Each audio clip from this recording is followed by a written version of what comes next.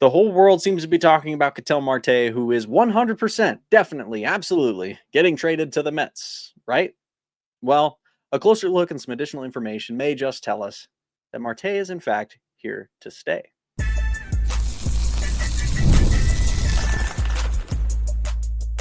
You are Locked On Diamondbacks, your daily Arizona Diamondbacks podcast, part of the Locked On Podcast Network, your team every day. What's up, everybody? Welcome to another episode of the Locked On Diamondbacks podcast, the show where we talk nothing but the Diamondbacks Monday through Friday. Thank you so much for making Locked On Diamondbacks your first listen every single day. I'm your host, Dane Biggs. Today's episode is brought to you by Game Time. Download the Game Time app, create an account, and use code Locked On MLB for $20 off your first purchase. We have a lot of people listening today that maybe listened yesterday for the first time. A lot of Mets fans tuned in to yesterday's episode. Thank you, by the way, very much for tuning in. And we had a lot of very enthusiastic responses. In fact, yesterday's episode was my personal best episode of the year so far. So of my time here running the show, which hasn't been very long, been about a month. But thank you for making that happen. So I really appreciate it. But we're going to talk about a little bit more details that have come out that I've been able to track down yesterday and this morning, and see if there's any real chance that Ketel Marte is going to be leaving Arizona. We're also going to talk a little bit about Corbin Carroll, because it was pointed out in an article. Sorry, Dad, for the bad grammar.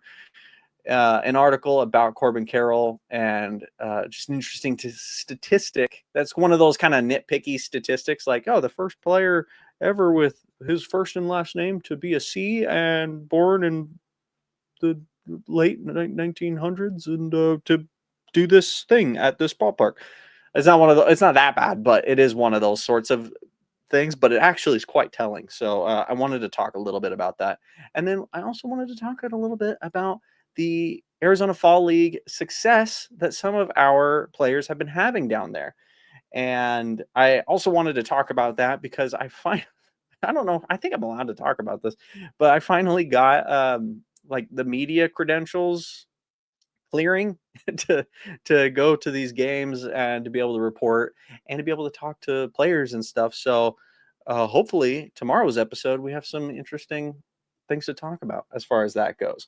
And I have my Salt River Rafters hat here. It's under lock and key now, so it doesn't get lost. If you guys only started listening today or yesterday, you might be a little confused, but that's okay. Anyway, so the Ketel Marte thing. I want to quickly say something, because a lot of people in the comments of the YouTube video, as well as a bunch of people on Facebook who've been commenting on it, seem to believe that I believe that it actually is going to happen, which I've said a few times in the video yesterday, in the podcast yesterday, that I don't personally think it is going to happen, but it is something that a lot of people are talking about. So let's speculate. And let's speculate, like, if it does happen, what would we expect back and all that kind of stuff. I don't think it will happen. I don't think the Mets would put forth a trade offer that both sides would be happy with, nor do I think they should, because again, like, it's like when people were saying that teams wanted Perdomo. It's like, I mean, yeah, you want him, but you don't want to give us what we would take for him. It would be very bad for your team. It would be kind of bad for our team, because we'd lose one of our number one guys and all that kind of stuff. So really, it just doesn't make sense. It's not much of a win-win scenario. Now, if the Diamondbacks were not competing whatsoever, they were out, and there was no way we were even going to be close, then I could see that happening. But someone brought up, and I'm going to be looking at a lot of your guys' comments today, because you guys had some really interesting takes here. And I need to see what your guys' names are, not the thing that it has on there. So Tig had a comment, said, if they trade Marte, then they are in rebuild mode, which I absolutely agree. If that's what's happening, then yeah, we're we're pretty much in rebuild mode. Someone's gonna get fired if they gave Burns that contract, and then the next year you trade your franchise player, which I hadn't even considered. I was like, oh my gosh, you're so right. We just signed Corbin Burns, this huge deal for a long time. Unless we're gonna trade Corbin Burns as well, like that would be a horrible horrible franchise running on the part of Mike Hazen and everybody who is involved with that, to be like, yeah, we're going to sign a player for a bunch of money at All-Star, we're going to do great. Sure, he got hurt, I understand that, but he's still on the team, and he's going to be on the team for a long time. And if he doesn't come back at 100% this upcoming season, we still have so many other seasons with him that I think we'll get some very good production out of him. But then to immediately go, well, actually, here we're going to just trade our star team player. It's just like, that would be horrible. What kind of a thing would that be? So when the Diamondbacks say they're listening to offers, that sounds to me like, yeah, go for it. If you want to offer us an arm and a leg, then we'll listen. But even they said they're not really, well, it's reported that they said that privately they don't believe anybody is going to make an offer. So really, in reality, it doesn't look like this is going to happen at all. It's interesting to talk about, and it's fun to talk about, and it's interesting. I do think if any team were to do it, it would be like the Mets or the Dodgers or the Yankees or somebody like that. But I don't see that really happening, because also, if the Mets were overflowing with like incredible pitching, and they were like, oh yeah, we could send off a few of our starting pitchers because we got plenty, then maybe that would make more sense. But as a lot of Mets fans who listened in yesterday have pointed out, the Mets need pitching. They also need pitching. That's where their big struggle is. And so, and a lot of people like, oh man, I should have had all these names put up, but a lot of people like Miguel said that. Miguel Ledesma. That's a cool name. He said, we do not need Ketel Marte. We need pitching. Another Mets fan here, and I second what has been said before by another fan. You can keep Ketel. We have Jet Williams coming up the pike. We definitely do not need Ketel Marte. And yeah, I think you're right. I don't think you do need Ketel Marte. Your guys' offense is great, but yeah, the pitching, you need pitching. So I could see if it was like, yeah, again, if pitching was absolutely nothing to worry about, then maybe. But yeah, the Mets aren't looking for that either. We're kind of looking for the same thing. So it would not be a compatible trade in the slightest. Another Mets fan who pointed this out. By the way, if you guys get shouted out, you should leave a comment on this video. Said, hey, that was me, because I really like having these kinds of conversations. But Arcade Perfect Reviews also said something very similar. Mets fan here, y'all can keep him. We need pitching. Somebody responded, we need second base too. Ditch McNeil, pick up a stud on a multi-year team-friendly deal. So it's like, oh, well, but McNeil's going out. And then in response is that we absolutely do not. We have Jet Williams, which we've heard a few times. And we have Acuna already, both making no money and playing extremely good defense. So yeah, it's a lot of people have been saying that they're like, well, Marte's old. He's not really that old. He's aging very well. And if you look at the curve of like age decline and stuff, he's above average. And I think he'll be good for the majority of his contract. But yeah. And other people saying things like, let's see, who was this? This was Hopper, who said, or sorry, that's his Danny. Danny said, what are you smoking? Or I don't know why you're smoking, brother. You want all these players for Marte. You're out of your mind. You can keep Marte to walk your dogs and everything if you like him so much. And that's the thing, is it's like with these franchise players like Marte and Perdomo, it's like they're not worth as much as we want them to be worth, because we have this emotional connection with them, and they are still worth that because they are responsible for a lot of that team gelling and working, and that dynamic. And so Ketel Marte is worth so much more on the D-backs than he is on any other team. And yeah, that's kind of where he's at right now. So I do think that there will be some transactions this season. I think management is trying to avoid signing big players because they don't want to run up the budget, the payroll. But so they'll probably, if they're looking for pitching, they're looking for relievers, they're looking for starters, they will probably look to trade for those guys. So we're probably not looking at the free agent market too much. I am still really kind of counting on them picking up Paul Goldschmidt. I think that would be a really good grab, and he wouldn't be terribly expensive. And I think he would be good for what we would get for him. But yeah, anyway, Ketel Marte, I think he's staying here. And the big thing that really got me interested in, like where I was like, oh, maybe, was hearing his response to Dan Bartel's tweet. Hope I'm saying Dan Bartel's tweet, and translated into English, Marte said, "Ha ha ha, go to sleep, sleep you go," smiley face. And I was like, that doesn't make very much sense. And then I was like, I was trying to find the original Spanish thing because languages are so different, and I understand a good deal of Spanish. So I was like, okay, well, if I could find that, then I could have some interesting. So here is what Ketel Marte said, and I'm not gonna do the accent or anything. So apologies for how this is gonna sound. But Ketel Marte, in response to Dan Bartel saying Bartles, an interesting offseason name for the Mets that may gain steam as Diamondbacks, Ketel Marte reports are Arizona will listen to offers on a 6-year, $92 million remaining contract. Has frustrated teammates this year due to taking time off. Mets could trade Jeff McNeil to open a spot.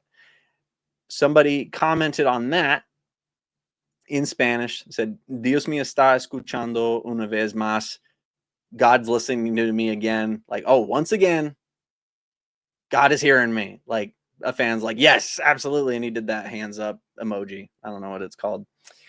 And then Marte responded to that comment in Spanish saying, ha ha ha ha, a dormir sueño va tú, which they say literally translates to go to sleep, sleep you go. But really what it's saying, if you guys understand Spanish also, ha ha ha ha, a dormir sueño va tú. So it's like sleep, dream, you. Basically what he's saying is dream on. And I'm like, I read that and I was like, that's not even close to. So anyway, translations are a bit off, I think. Heavy.com has an article where they did a pretty good take. They're the ones that posted the Spanish one, so thank you to them for doing that. And they pointed out that they said it was most likely translated to keep dreaming. But I see it as, yeah, he's saying dream on. So Ketel Marte didn't tease anything. He shot it down. So that right there was kind of my last. Oh, okay. So it's not happening. So this was a good example. Sorry, my camera's glitching out. That's annoying. If you guys are just listening to this, though, you guys are like, what? I don't know anything. So good for you guys, I guess. But anyway, this is a good example, especially in the off season, you guys, where we have stuff we want to talk about the Diamondbacks. The playoffs aren't even over yet. They can't even start signing people until the day after the World Series is over. And I don't want to talk about the Dodgers being in the World Series. And I don't think Mets fans want to talk about that either. So this kind of stuff is really interesting to talk about. And I guess the reason I'm bringing that up is because there's people like on Facebook, which usually doesn't get to me. And this didn't get to me either, but I just wanted to point out is people were like, you're just spewing things that have no credibility. And it's like, well, yeah, I'm just trying to have a conversation. I'm just trying to talk about this team that I love. And I'm not doing this just so I can exploit people and make money and, do that kind of stuff.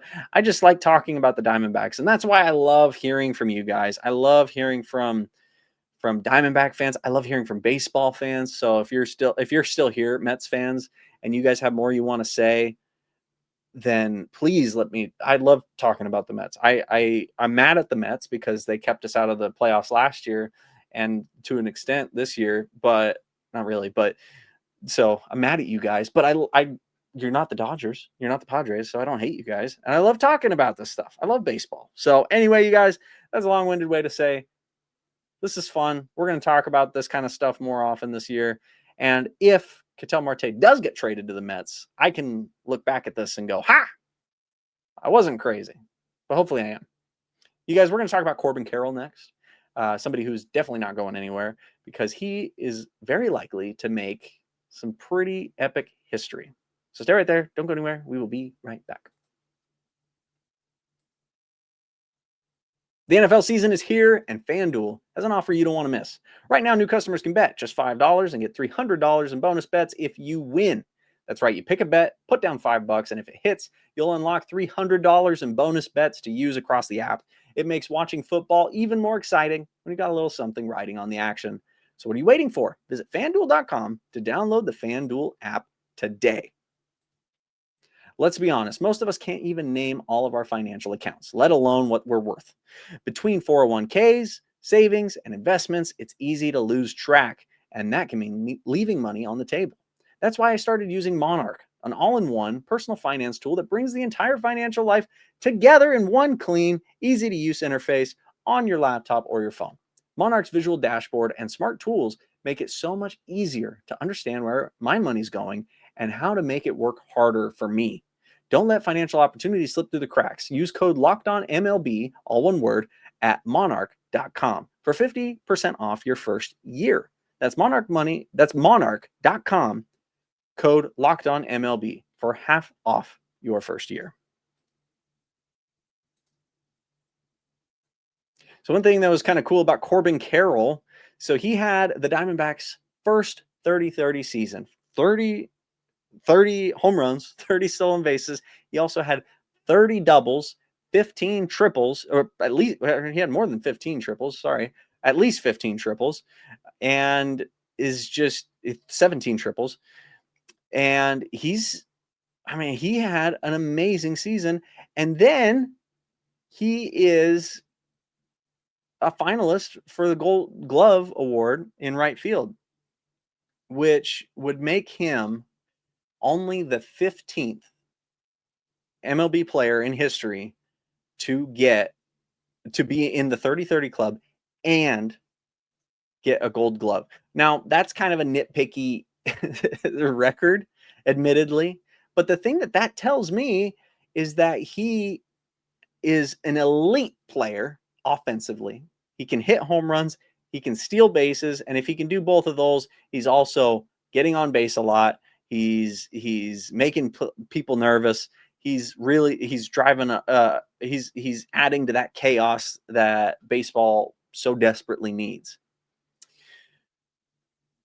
But now you throw in, oh well, he's also one of the best defenders in the game too. He can play. He's elite on both sides of the plate, which you don't get very often. You get people who are very, very good in in defense and fairly good in offense, but rarely do you see somebody who's good in both. Now, outfield is notoriously like that's the hitter, that's the power hitters. That's where they play. Defense isn't quite as necessary for outfielders. It's kind of like third base and first base. They're expected to be a little bit better hitters, power hitters. Shortstop and second base, you can be a mediocre hitter and still be at shortstop and second base. And you can be a terrible hitter and still be worth it as a catcher if you're really good at catching. So the roles, obviously, that's something to keep in mind. But I wanted to look really quick throughout the Diamondbacks history of Gold Gloves and kind of see where Corbin Carroll would fit into that. Is this just another, oh, there's another outfielder who got a gold glove? Because we have a lot of gold gloves. I mean, we've been around for 28 years. 27 years. This will be our 28th. For 27 years, we got quite a few gold gloves. So let's look at that and let's see if Corbin Carroll is changing things up.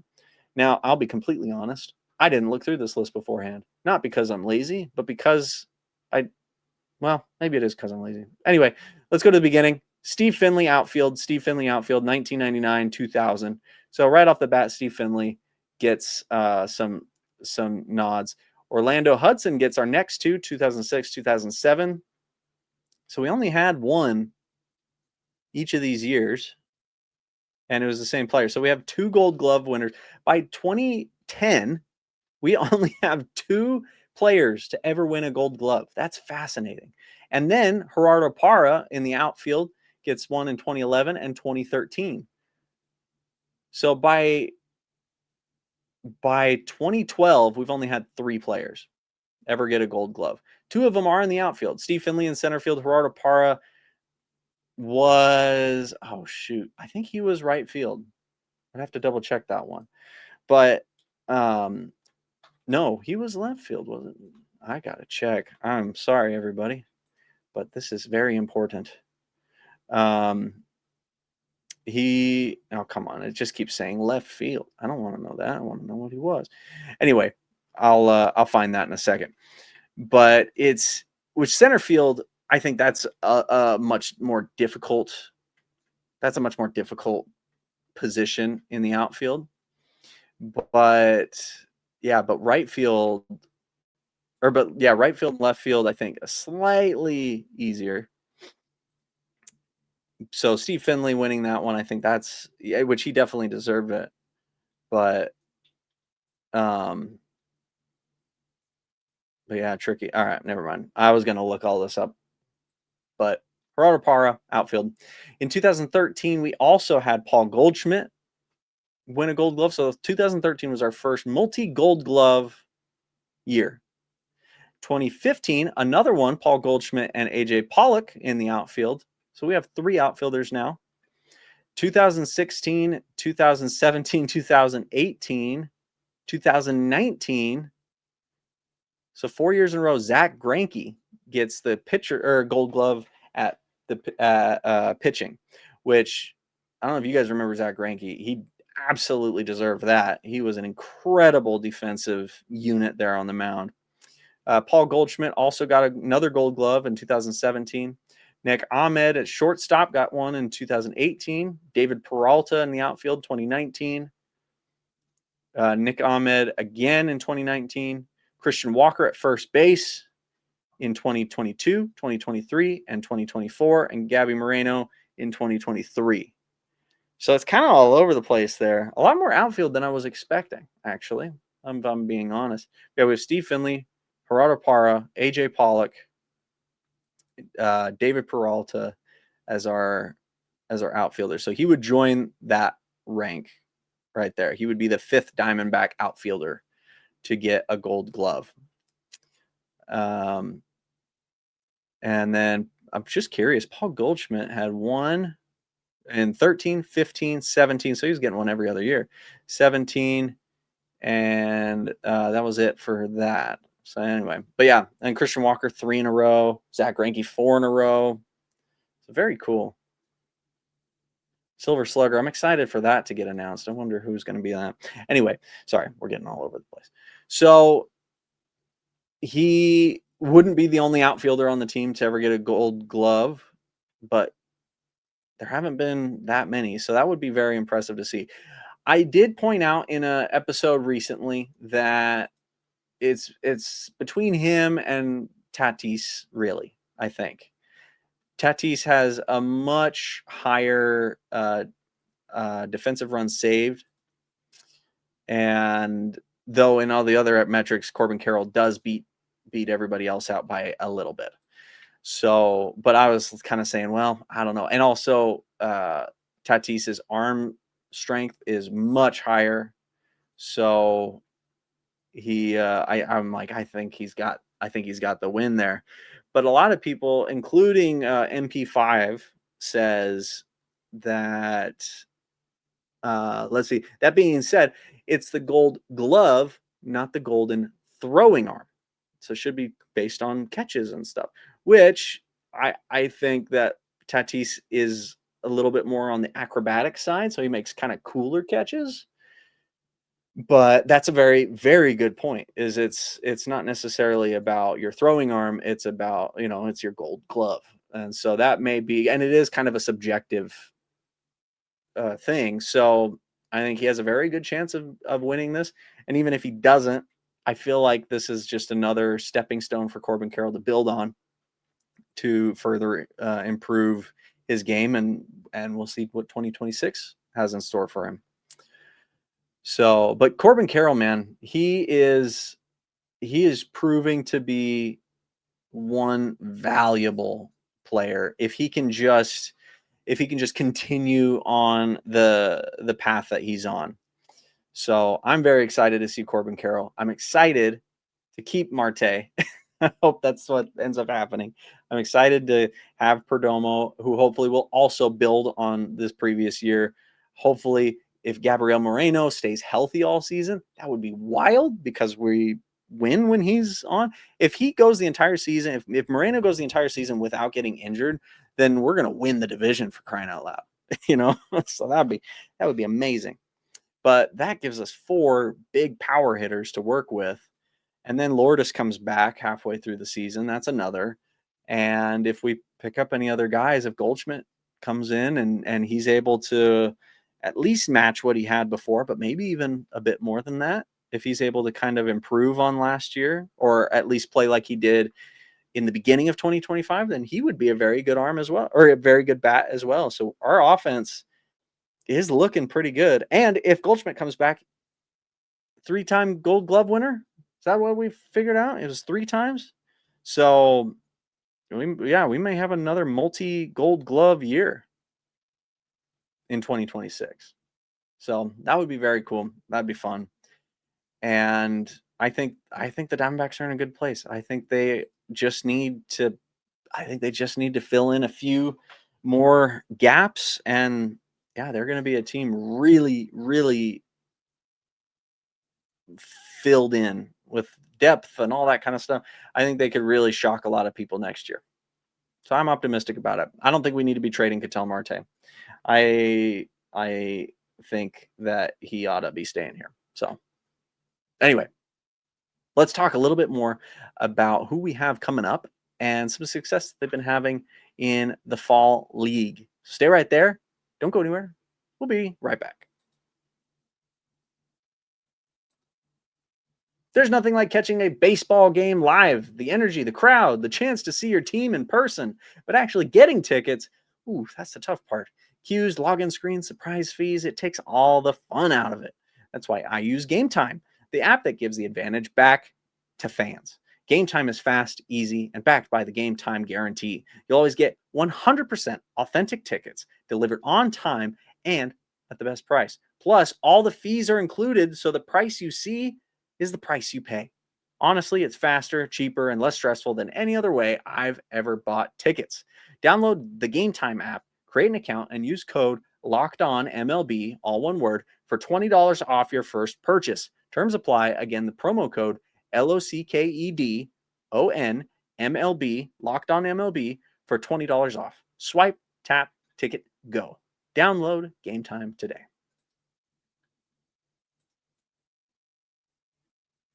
Now, the fall league, for those who maybe aren't as familiar, I want to do a dedicated episode on this because it's actually very fascinating. But the Arizona Fall League is an MLB owned and operated independent. I guess it's not independent if it's owned by them, but it's a baseball league that is from October to November, where there's 6 teams. And it all takes place in Arizona. The fields are the spring training fields here in Arizona. And each team sends 4 to 10, give or take, players to be on any one of these 6 teams. This year, the Diamondback players are on the Salt River Rafters. go Salt River Rafters. If you guys can't, this is the hat. If you're not watching, go Rafters. And they're on the team alongside, there's the Pirates players, there's Rockies players, there's Red Sox players, and so it's just this mashup of all these players. But what it is it's players from rookie ball up to AAA who are working on their stuff over the fall, and they're getting in front. They're getting seen by people, and they are seeing talented players, and they're they're kind of working their stuff. And so it's really actually a pretty cool opportunity for these young players. And one player who I am excited to see, and I got to see when I went the other day last week, was the shortstop Hansel Lewis. And he recently made the jump from low A to high A. So he's pretty, I mean, he's 20 years old, but his jump was pretty impressive. In high A, he has a batting average of 304 with on base 342 and a slugging of 422. He has 5 home runs, 65 RBIs in 400 at bats. So he's looking pretty good, and and watching him in person, I mean, he's got the making of a Major League Baseball player. And so why do I bring him up? Well, yesterday, I had to double check that. Yeah, yesterday, Luis played third base and was batting ninth, and he had a 3-for-4 performance with a double, 2 RBIs, scored a run, and hit a sac fly that scored a run, all in the same game. They ended up winning 11-3 against the Glendale Desert Dogs. Oh, my Glendale folks, sorry. But his batting average was raised to 237, which is very good for amongst all these other players. That's a pretty high batting average, and an OPS to 618. So he's looking real good. He's got a lot. I mean, he's super young, so he's got a lot of room to grow. We do have a few other people in the fall league. Like we have Jack Hurley, who's an outfielder. My daughter actually got a signature from him on a baseball. I should have that at some point somewhere. I hope I don't know if she knows how to take care of baseballs like that.